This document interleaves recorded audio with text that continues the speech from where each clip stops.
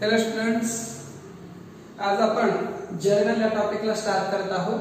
यापूर्वीच्या लेक्चर मध्ये आपण अकाउंटिंग प्रोसेस बघितली होती। That is started from source document और सोर्स डॉक्युमेंटच्या बेसवरती आपण ते ट्रान्झॅक्शनचं रेकॉर्डिंग करतो जर्नल मध्ये, जर्नल वरतून पोस्टिंग करतो लेजर मध्ये आणि लेजरच्या बॅलन्सेसच्या बेसवरती आपण ट्रायल बॅलन्स बनवतो आणि फायनली फायनान्शियल स्टेटमेंट्स म्हणजेच फायनल अकाउंट। सो लक्षात घ्या, हे अकाउंटिंग सायकल आहे आणि ऍक्च्युअल रेकॉर्डिंगला सुरुवात होते जर्नल पासून। अधिक लक्षात घ्या, अकाउंटिंग जे आपण करणार आहोत यामध्ये step by step systematic all financial records must be maintain in A systematic order. Systematically आपण ते मेंटेन करणं गरजेचं आहे आणि तरच आपल्याला व्यवस्थित financial result, financial position of our business लक्षात येणार आहे। आता हे लक्षात येण्यासाठी अकाउंटिंग प्रोसेस जी आहे ती कंप्लीट करणं गरजेचं आहे। म्हणजे जर्नल पासून सुरू करून फायनल अकाउंट तयार करून म्हणजे फायनलायझेशन करून त्यानंतरच आपण आपल्या बिझनेसचा रिझल्ट, मग रिझल्ट काय प्रॉफिट और लॉस, त्याचबरोबर फायनान्शियल पोझिशन आपल्या लक्षात येणार आहे। सो ही अकाउंटिंग प्रोसेस आहे, अकाउंटिंग सिस्टीम आहे। अकाउंटिंग प्रोसेसला रेकॉर्डिंगला जी सुरुवात होते, रेकॉर्डिंग ऍक्च्युअल सुरुवात होणार आहे जर्नल पासून। तुम्ही अकाउंटिंग करायचं असेल, ओके, जर्नल वरती ज्याची कमांड आहे, जर्नल एंट्रीज ज्याला इझिली जमणार आहे, तो व्यक्ती कुठल्याही प्रकारचं अकाउंट इझिली सॉल्व्ह करू शकतो किंवा त्याच्यावरती कमांड मिळवू शकतो।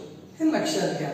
So journal is very important. एक लक्षात घ्या, बिल्डिंग मोठी उभी करायची आहे आणि उभ्या राहणाऱ्या बिल्डिंगचा पाया जर भक्कम नसेल तर ती बिल्डिंग कोसळून जाणार आणि म्हणूनच अकाउंट मध्ये पाया मजबूत असणं गरजेचं आहे आणि हा पाया मजबूत होणार आहे जर्नल पासून।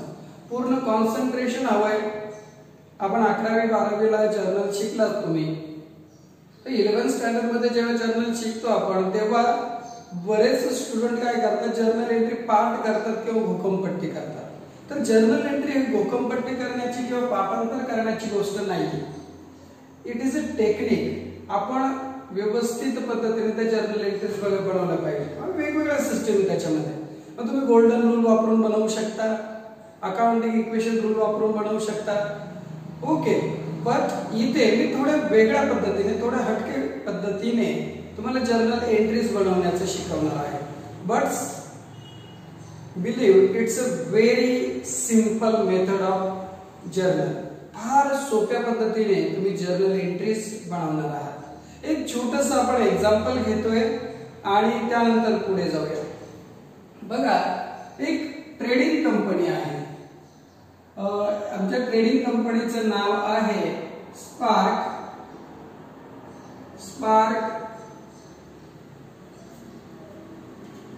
Trader,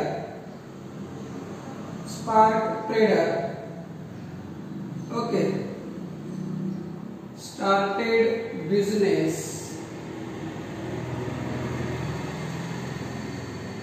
with cash rupees 10 lakh. Then he purchased machinery, furniture,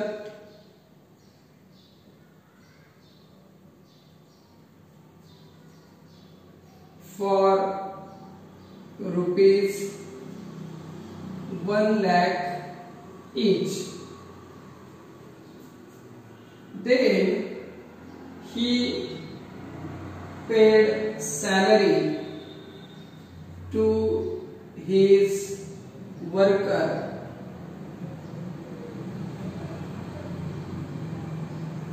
Next, he deposited cash into bank. For the purpose of trading, he purchased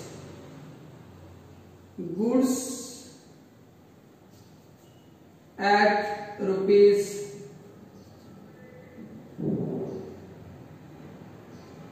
50,000 at the rate of 18% GST.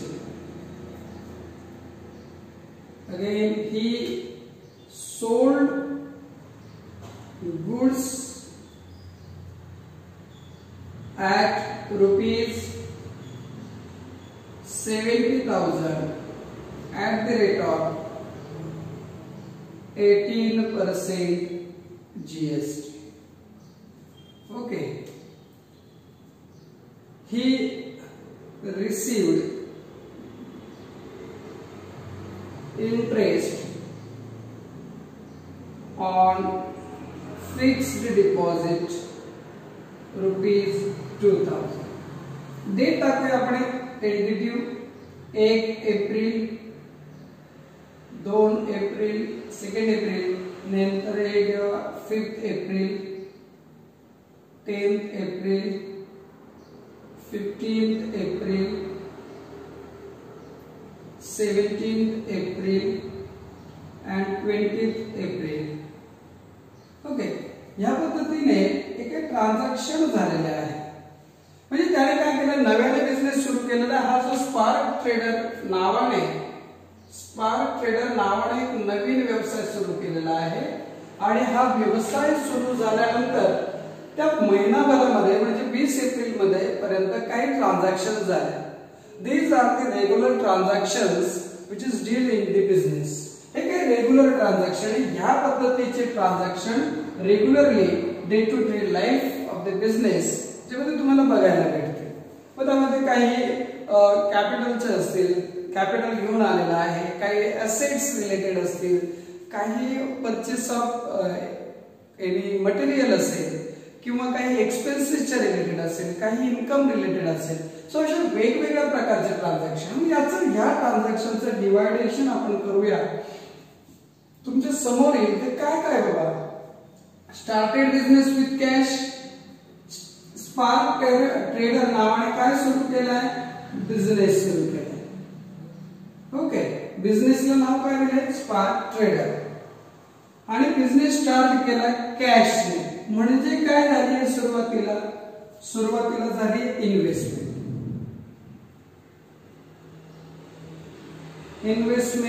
In business. Investment in business म्हणजेच आपल्या मराठीत सांगायचं तर काय झाले, गुंतवणूक झाली. Accounting language मध्ये ह्या इन्व्हेस्टमेंट बिझनेस मध्ये केलेल्या इन्व्हेस्टमेंटला, गुंतवणूकला काय म्हटलं जातं, कॅपिटल. काय म्हटलं जातं, कॅपिटल. कॅपिटल किती आलंय, 10 लाख रुपीज. ओके, हे 10 लाख लक्षात घ्या. 10 लाख रुपीज काय झाले, कॅपिटल. सो कॅपिटल किती आले, 10 लाख रुपीज. नेक्स्ट पुढे जाऊया. काय केलं, ही परचेस मशिनरी अँड फर्निचर. काय काय परचेस केलं त्याने, मशिनरी आणि काय परचेस केलं, फर्निचर. काय मशिनरी आणि फर्निचर काय आहे, तर दोघंही आहेत assets.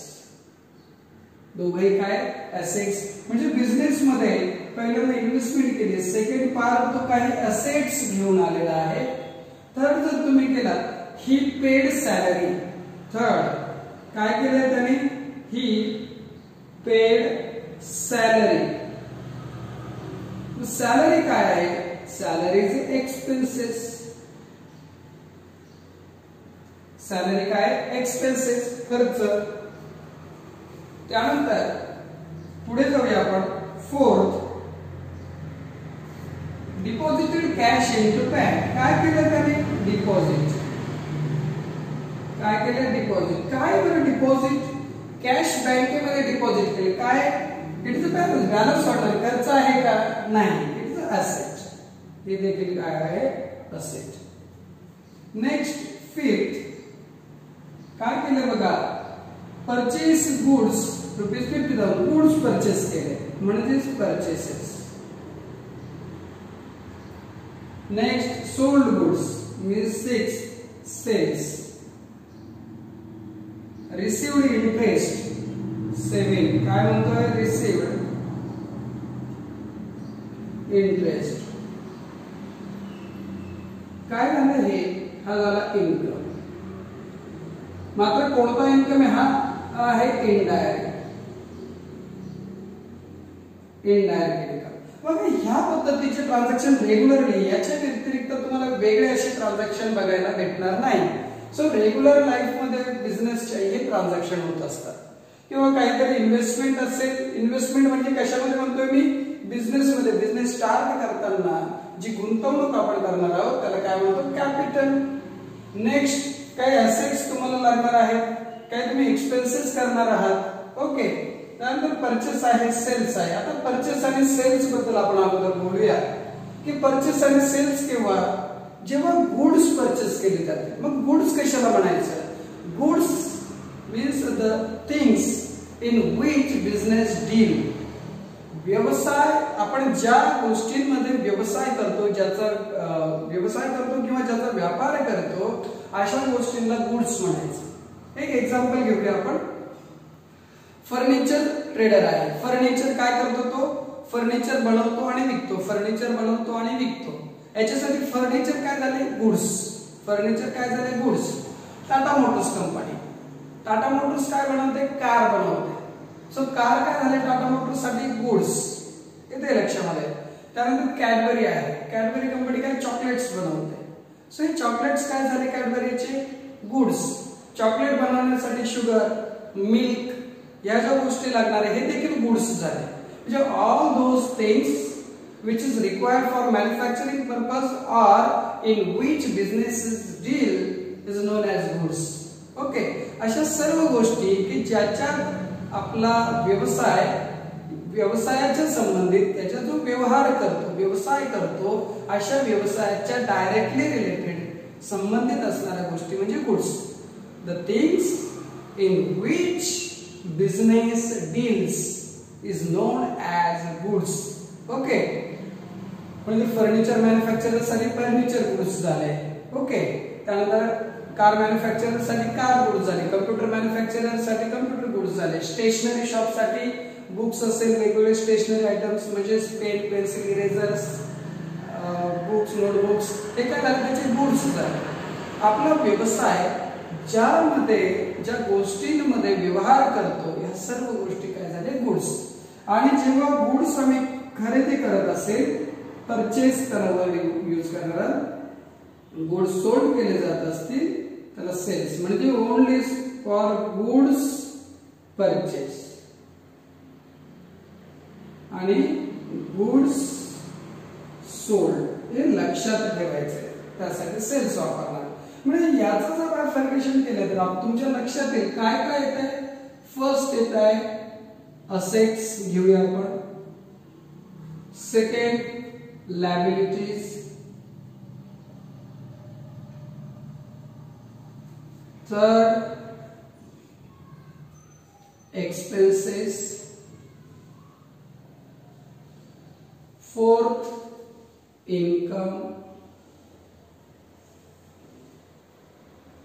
sixth purchase, and seven sales. आता परचेस आणि सेल्स काय, परचेस ऑफ गुड्स आणि सेल्स ऑफ गुड्स. लक्षात ठेवा व्यवस्थित. ओके, इतर काही गोष्टी केल्या तर त्या डायरेक्ट इनडायरेक्ट आपण जाऊया नंतर पुढे. सो ऍसेट परचेस केला किंवा लायबिलिटी क्रिएट झालाय, एक्सपेन्सेस, इन्कम, परचेस, सेल्स ह्या पद्धतीचे काही ट्रान्झॅक्शन्स, सॉरी नंबर चुकले, आपण नंबर व्यवस्थित करूया. ओके, ह्या पद्धतीचे काही ट्रान्झॅक्शन बिझनेस मध्ये होत असतात. Assets, liabilities, expenses, income, purchase, sales. These are the some important transactions which is happened in our business. आपल्या बिझनेस मध्ये, आपल्या व्यवसायामध्ये ह्या पद्धतीचे काही ट्रान्झॅक्शन घडतात. मग जर्नल एंट्रीज करायच्या आपण ह्याच एंट्रीज करणार आहोत अगोदर, नंतर पुढे वन बाय वन जाऊया. आता बघा या ठिकाणी आम्ही कॅपिटल म्हटलं. कॅपिटल कुठल्या पार्ट मध्ये झालाय, म्हणजे एक काय आहे आपली लायबिलिटी, कॅपिटल काय आहे आपला लायबिलिटी. ओके, त्यानंतर सेकंड मशिनरी आणि फर्निचर बघितलं होतं. काय आहे मशिनरी आणि furniture, machinery and furniture both are assets. Machinery and furniture काय, असेट्स. सॅलरी पेड केली आहे तुम्ही, सॅलरी काय आहे, एक्सपेन्सेस आहे. त्यानंतर अगेन डिपॉझिट केलेलं आहे. डिपॉझिट देखील काय आहे? डिपॉझिट. डिपॉझिट्स आपले असेट्स आहे. ओके. त्यानंतर परचेसेस आहे आणि सेल्स आहे. गुड्स परचेस केले, गुड्स सोल्ड केले. त्यानंतर रिसिव्ड इंटरेस्ट. तुम्ही काय केलाय? Interest received. बघा ह्या पद्धतीचे बिझनेस ट्रान्झॅक्शन असतात. आता याला जर्नल एंट्री आम्हाला रेकॉर्डिंग करायचंय. हे ओव्हरऑल आमचा जो अकाउंटंट आहे त्याला ह्या सिच्युएशन ह्या सगळ्या गोष्टी आमचा जो ओनर आहे, बिझनेस ओनर आहे, प्रोप्रायटर आहे त्याने सांगितलं. आता अकाउंटंटची रिस्पॉन्सिबिलिटी की बाबा याचं सर्वांचं प्रॉपर रेकॉर्ड करायचं, जेणेकरून end of the period he can easily find out the result of our business. Easily त्याला रिझल्ट कळेल. पण याच्यासाठी अकाउंटिंग आम्हाला काही रूल्स माहिती असणं गरजेचं आहे, डेबिट क्रेडिट माहिती असणं गरजेचं आहे. तर आजच्या लेक्चर मध्ये मी अतिशय सोपी पद्धत जी सांगणार आहे ती ऑलवेज माइंड मध्ये ठेवा की गोल्डन रूल्स वगैरे पाठ असलेच पाहिजे, लक्षात असलंच पाहिजे याची एवढी आवश्यकता नाही. लक्षात ठेवा, इट्स व्हेरी इम्पॉर्टंट. मात्र जर्नल एंट्री ही मी जी पद्धत सांगतो या पद्धतीने तुम्ही जर केला तर 100% अतिशय इझिली तुम्ही एंट्रीज करू शकता. काय बघा, तर या ठिकाणी काही रूल्स आहे. ऍसेट्स. ओके. रूल्स काय बघा, पहिला मी काय आहे तुम्हाला टेक्निक सांगतोय. Asset always shows the debit balance. Okay. Asset increase होत असेल, नवीन ऍसेट येत असेल तर ऍसेट इन्क्रीज झाली, ऍसेट मध्ये वाढ झाली किंवा नवीन ऍसेट आली तर asset always shows debit balance. Second, liabilities always shows credit balance. Okay. Liability वाढली, लायबिलिटी मध्ये वाढ झाले तर लायबिलिटी क्रेडिट बॅलन्स सांगणार आहे. ओके. ऍसेट इन्क्रीज झाली, डेबिट बॅलन्स. लायबिलिटी इन्क्रीज झाली, क्रेडिट बॅलन्स इन्क्रीज झाली. काय होणार आहे? ऍसेट मध्ये वाढ. ऍसेट मध्ये वाढ झाली, डेबिट बॅलन्स. लायबिलिटी मध्ये वाढ जर झाली तर कोणता बॅलन्स असणार आहे? Credit balance.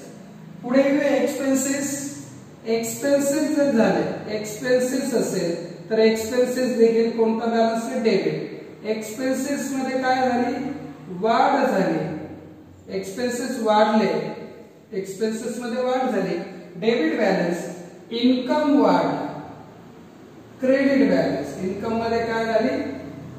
वाढ झाली. इन्कम काय झाला तुमचा? Credit balance.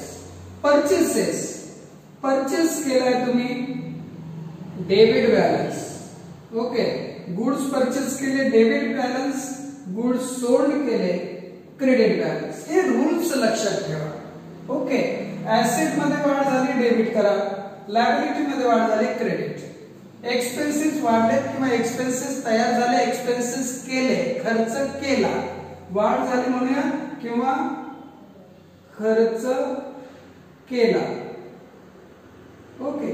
खर्च केला तर खर्चाला काय द्यायचं आम्हाला? डेबिट. इन्कम झाला, आम्हाला काही उत्पन्न मिळाले, उत्पन्न मिळालं. त्या उत्पन्नाला, त्या इन्कमला काय करायचं आम्हाला? क्रेडिट करायचं. उत्पन्न मिळालं, क्रेडिट करा. परचेस केले, गुड्स परचेस केले, त्याला काय करा? परचेसेसला डेबिट करा. सेल्स केले, गुड्स विकले, गुड्स कमी झाले, गुड्स गेले, गुड्स वाढले, डेबिट करा. गुड्स कमी झाले, काय करा? क्रेडिट करा. गुड्स गेले, विकले किंवा एनी रिझनने गुड्स आपल्या बिझनेस मधून कमी होत असेल तर क्रेडिट करा. गुड्स वाढत असतील तर डेबिट करा. These are the very important rule. Again एक रूल सांगतो मी पुढे तुम्हाला कॅशच्या संदर्भात. कॅश आणि अकाउंट मध्ये लक्षात ठेवा की स्वतःला बिझनेस म्हणायचं. ओके. आपण स्वतः बिझनेस आहोत असं गृहीत धरून ट्रान्झॅक्शन करायचे. मग कॅशच्या संदर्भात बिझनेस मध्ये कॅश रिसिव्ड झाले, कॅश रिसिव्ड झाली, कॅशला काय करा? डेबिट. आणि कॅश काय केली तुम्ही?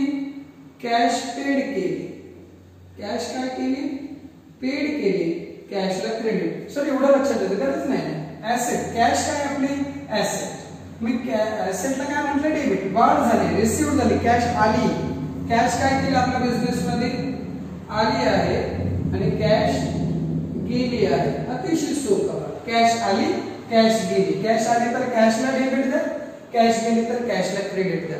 हे काही साधे रूल्स आहे. हा चार्ट आपल्याकडे असेल तर जगात एकही एंट्री अशी नाही की ती तुम्हाला येणार नाही. हा छोटासा चार्ट आणि फार अवघड नाही. जस्ट इझिली तुमच्या लक्षात राहणार आहे. गोल्डन रूलचं कन्फ्युजन न ठेवता तुम्ही ह्या पद्धतीने अतिशय सोप्या पद्धतीने एंट्रीज करू शकता. सर लक्षात ठेवा these are the some important rules. Rules म्हणण्याऐवजी टेक्निक्स म्हणूया आपण. Some important techniques of journal entries. मग आपण बघूया ट्राय करू या रूल नुसार एंट्रीज करण्याचं.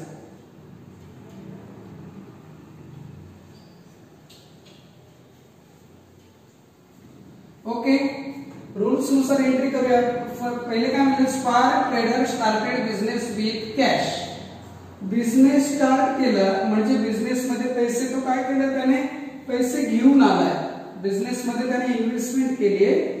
मी अगोदर सांगितलं आपल्याला स्वतःला बिझनेसमॅन. बिझनेस मध्ये कॅश आली आहे. कॅश आली म्हणजे आताच काय म्हटलं कॅश आली कॅश रिसिव्ड केली आहे बिझनेस मध्ये. ओके मग काय म्हणणार आहोत एंट्री नंबर फर्स्ट त्याची डेट आहे 1 एप्रिल.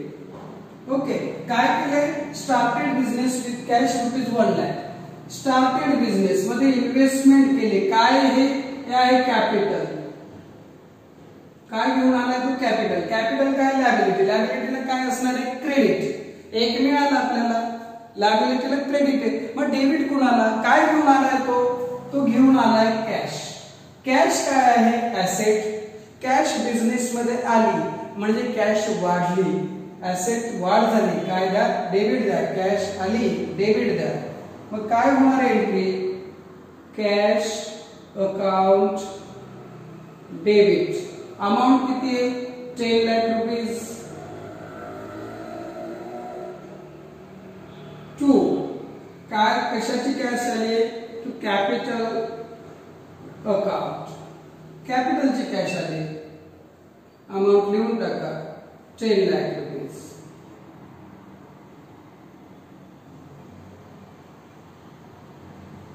झिरो कमी झालं का. ओके 10 लाख रुपये 10 लाख रुपये कॅश बिझनेस मध्ये आली. क्लियर आहे. Cash account debit to capital account. Cash asset आहे कॅश आली डेबिट केलं. कॅपिटल लॅबिलिटी आहे लॅबिलिटी वाढली. लॅबिलिटी तयार झाली क्रेडिट केलं. हे पहिलं ट्रान्झॅक्शन. नेक्स्ट सेकंड ट्रान्झॅक्शन आहे 2 एप्रिल. डेट टाकूया 2 एप्रिल. काय म्हणतो 2 एप्रिलला purchase machinery.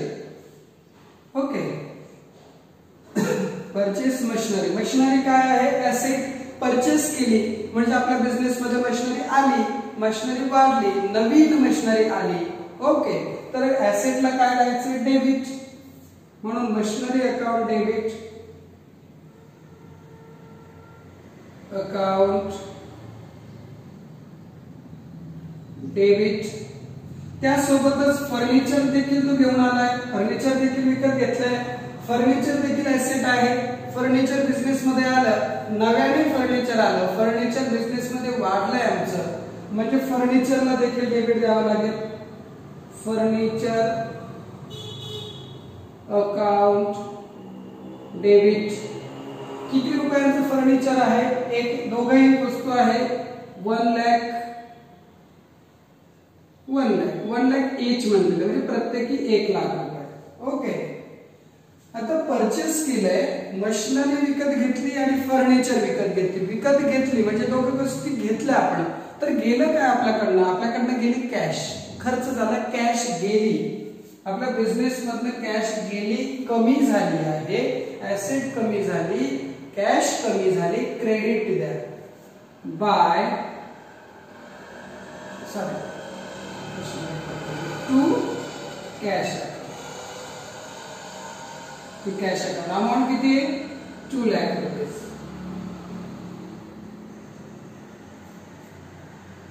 Okay to cash या पद्धतीने सेकंड ट्रान्झॅक्शन झालंय. ट्रान्झॅक्शन थर्ड बघूया आपण. ही पेड सॅलरी, त्याने सॅलरी पेड केली, खर्च झाला, खर्च केला, काय द्यायचे त्याला, डेबिट द्यायचे. कोणताही खर्च झाला, एक्सपेन्सेस झाला, खर्च झाला की खर्चाला डेबिट द्या. खर्च झालाय, काय खर्च झाला, किती तारखेला खर्च झालाय बघा, 5 एप्रिल, 5 एप्रिल. काय खर्च झालाय, सॅलरी पेड केली आहे, सॅलरी अकाउंट डेबिट. किती रुपये सॅलरी पेड केली आहे तुम्ही, salary paid to his worker, amount लिहिली नाही आपण, paid salary to his worker 10,000 rupees. So 10,000 rupees salary paid केली. टू काय गेलं आपल्याकडनं, कॅश. कॅश गेली की कॅशला काय द्यायचं, क्रेडिट टू कॅश अकाउंट 10,000. जेव्हा जेव्हा कॅश जाणार आहे, कमी होणाऱ्या बिझनेस मधनं क्रेडिट करायला. सो ह्या पद्धतीने बघा ट्रान्झॅक्शन होत आहे. एक ट्रान्झॅक्शन घेऊ आपण आणि मग डिस्कस करायचं थोडं. Deposited cash into bank. Cash गेली आपल्याकडनं, तर गेली, आपल्या हातात कॅश होती ती बँकेत गेली, म्हणजे आपल्या बिझनेस मधनं गेली, कॅशला क्रेडिट पडणार आहे. गेली कुठे, ती गेली बँकेमध्ये. बँकेचा बॅलन्स वाढला, ऍसेट तयार झाली, म्हणजे बँकेला काय द्यायचंय, डेबिट. सो किती डेट आहे बघा, 10 एप्रिल. 10 एप्रिल काय झालं, 10 एप्रिलला, 10 एप्रिलला झालेला आहे कॅश डिपॉझिट केली. गेली कुठे, बँक अकाउंट डेबिट. बँकेत गेली, काय गेला, कॅश टू कॅश अकाउंट. किती रुपये डिपॉझिट केले तुम्ही, deposited cash into bank 5,000. Okay 5,000 आणि 5,000. सो ह्या पद्धतीने ट्रान्झॅक्शन रेकॉर्ड होत आहे. 2 ट्रान्झॅक्शन राहिले, वरती घेऊया आपण.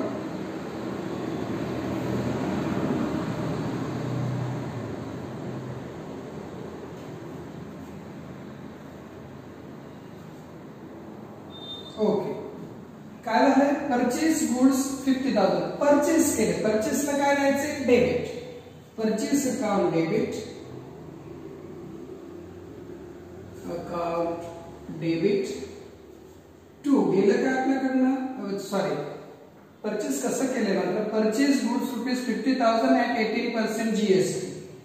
ओके जीएसटी देखील लागलेला आहे, जीएसटी टॅक्स आहे. एक आपण बघा विचार करा, एखादी वस्तू घेतो, 100 रुपयाची वस्तू आहे, त्याच्यावर 50 रुपये टॅक्स लागला, म्हणजे आपल्या खिशातनं पैसे किती जाणार आहे, 150 रुपये, 150 रुपये. म्हणजेच परचेसच्या सोबत टॅक्स लागणार आहे. त्यासाठी आता जीएसटी 2 भागात आहे, सीजीएसटी आणि एसजीएसटी. त्याच्यावर मी सेपरेट लेक्चर घेणार आहे, एंट्री लक्षात ठेवा. Central goods and service tax आणि state goods and service tax, याच्यावर सेपरेट लेक्चर घेईल, तेव्हा बोलूया आपण. पण लक्षात ठेवा, जीएसटी परचेसच्या सोबत लागणार आहे.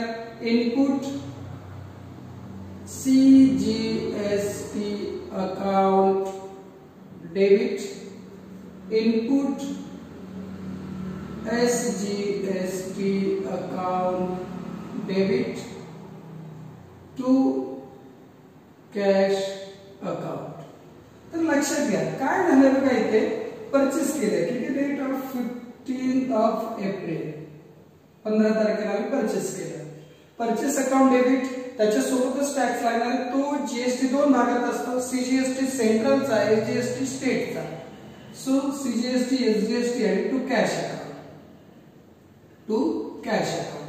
आता लक्षात घ्या किती पर्सेंट जीएसटी सांगितला आहे, 18%. म्हणजे तो होतो 9% सीजीएसटी, 9% काय असतो सीजीएसटी आणि 9% असतो एसजीएसटी. ओके हे आपण सर्व कॅल्क्युलेट. ऍक्च्युअल परचेस किती रुपयांचं तुमचं, 50,000 रुपयांचं. त्याच्यावरती 9% जीएसटी लागतं, 9×45 म्हणजे 4,500 रुपये. ओके 4,500 रुपये. आणि ह्या सर्वांची टोटल करा, किती येते बघा. ती टोटल आपण घेऊया क्रेडिटला, म्हणजे कॅश गेली किती, 0 0 0 4 8 9 5 59,000 रुपये तुमच्यापासून गेले. सो ह्या पद्धतीने कॅश गेली, मग टॅक्सही आपणच पेड करतो. तुम्ही बघा बिल घेता, बिलावरती लागून आलेलं असतं 1000 प्लस 200 1200 रुपये द्या 200 जीएसटी. सो ह्या पद्धतीने परचेसच्या सोबतच जीएसटी लागणार आहे हे माइंड मध्ये लॉक करून ठेवायचं. ओके. सो ह्या पद्धतीने ही एंट्री होणार आहे. त्यानंतर पुढे जाऊया आपण. पुढे तुम्ही सेल्स केलाय तो देखील जीएसटी च्या सोबत आहे. ओके. डेट आहे त्याची 17 एप्रिल. 17 एप्रिलला काय केलं सेल्सला काय म्हटलंय क्रेडिट. ओके. आलं काय तुमच्याकडे आमच्याकडे कॅश आहे. So cash account debit. Amount नंतर लिहूया आपण टू सेल्स अकाउंट. परचेसला डेबिट सेल्सला क्रेडिट. त्यानंतर जीएसटी विकलाय. बघा जीएसटी हा नेहमी परचेस केला असेल तर परचेसच्या सोबत सेल्स केला असेल तर सेल्सच्या सोबत सेम असंच असणार आहे.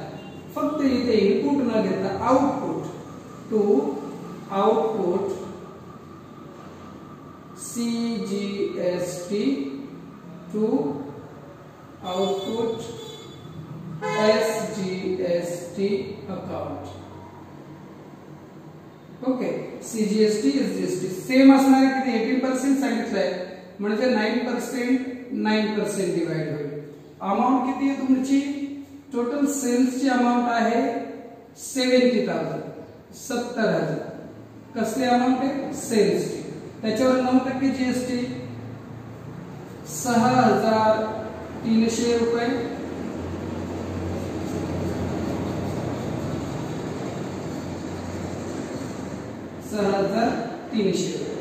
ओके.